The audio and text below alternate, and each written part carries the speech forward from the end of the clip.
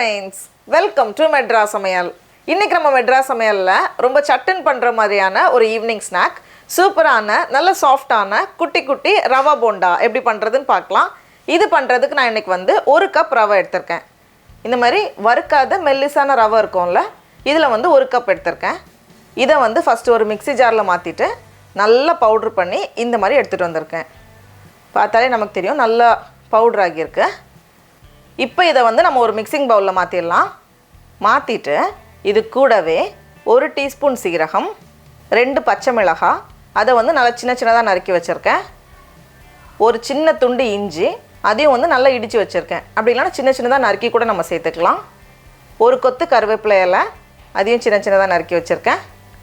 கொஞ்சம் மல்லி இலை,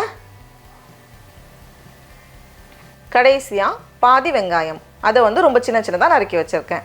இப்போ இதில் வந்து நம்ம தயிர் சேர்த்து கலந்து வைக்கணும். 1 கப் ரவைக்கு 1 கப் தயிர் நான் எடுத்திருக்கேன்.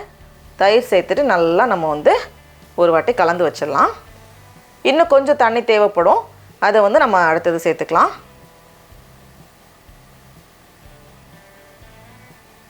இப்போ இந்த மாதிரி நல்லா கலந்ததுக்கப்புறமா இதில் தேவையான அளவு உப்பு, கூடவே கொஞ்சமாக தண்ணி, ரொம்ப தண்ணி ஆகிடக்கூடாது, அதனால் தேவைப்பட்டால் மட்டும் தண்ணி சேர்த்துக்கோங்க, இல்லைன்னா தேவையில்லை. நான் வந்து கொஞ்சமாக தண்ணி சேர்த்துருக்கேன். சேர்த்துட்டு நல்லா நம்ம கலந்துட்டோம் அப்படின்னா அவ்வளோதான், மாவு ரெடி ஆகிரும். இது வந்து ஒரு 20 நிமிஷம் போல் இருக்கட்டும், வச்சிடலாம். மாவு நல்லா ஊறி ரெடியாக இருக்குது. இதை வந்து நம்ம நல்லா பீட் பண்ணிவிட்டு எண்ணெயில் போட்டு பொரிக்கும் போதே நல்லா சாஃப்டாக வரும். ஒருவேளை உங்களுக்கு தேவைப்பட்டுச்சுன்னா கொஞ்சமாக சோடா உப்பு சேர்த்துக்கோங்க. சோடா உப்பு சேர்க்கலனாலும் நல்லாயிருக்கும், தேவைப்பட்டுச்சுன்னா மட்டும் கொஞ்சம் சேர்த்துக்கோங்க. இப்போ இதை நம்ம பார்க்குறப்போ கரெக்டாக இருக்குது. ஒருவேளை ரொம்ப இறுகிடுச்சு அப்படின்னா கொஞ்சமாக தண்ணி சேர்த்துக்கோங்க. நான் எக்ஸ்ட்ரா எதுவுமே சேர்க்கல, கரெக்டாக இருக்குது. இப்போ இதை வந்து நல்லா நம்ம வந்து ஒரு 2 நிமிஷம் போல் நம்ம நல்லா கலந்து வைக்கலாம். அப்போ இன்னும் கொஞ்சம் கூட நல்லா சாஃப்டாக வரும். இந்த மாதிரி நல்லா கலந்தாச்சு. இப்போ இதை வந்து நம்ம எண்ணெயில் போட்டு பொரிச்சிட வேண்டியது தான். எண்ணெய் வந்து மீடியம் ஹீட்டில் வச்சுக்கோங்க, ரொம்ப அதிகமாக இருக்கக்கூடாது. வச்சுட்டு ஒன்று ஒன்றா நம்ம வந்து போட்டுகிட்டே இருக்கலாம். ரொம்ப பெருசாக நம்ம இதுக்கு வந்து பண்ண வேண்டாம், சின்னதாக போடும்போது தான் நல்லாயிருக்கும். எல்லாமே கொஞ்சம் செட் ஆனதும் ஒரு ஸ்பூன் வச்சு நம்ம வந்து கலந்து விட்டுட்டே இருக்கும்போது எல்லா பக்கமும் சமமாக அந்த கலர் வரும்.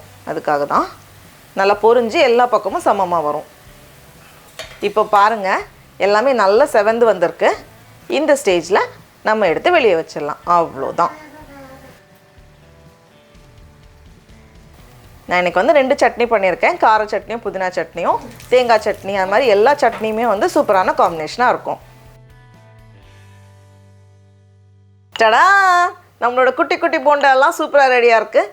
இது வந்து ஊற வைக்கிறதுக்கு மட்டும் ஒரு 20 நிமிஷம் ஆகும், மற்றபடி ஒரு 10 நிமிஷத்தில் நம்ம செஞ்சு முடிச்சிடலாம். இப்போ நம்ம டேஸ்ட் பண்ணி பார்க்கலாமா? ரொம்ப ரொம்ப சூப்பராக இருக்குது. நீங்களும் கண்டிப்பாக இந்த ரெசிபியை வீட்டில் செஞ்சு பாருங்கள். உங்களுக்கு இந்த வீடியோ பிடிச்சிருந்துச்சுன்னா மெட்ராஸ் சமையலுக்கு சப்ஸ்கிரைப் பண்ணுங்கள். நாவின் சுவை எறும்புகள் மலரட்டும்.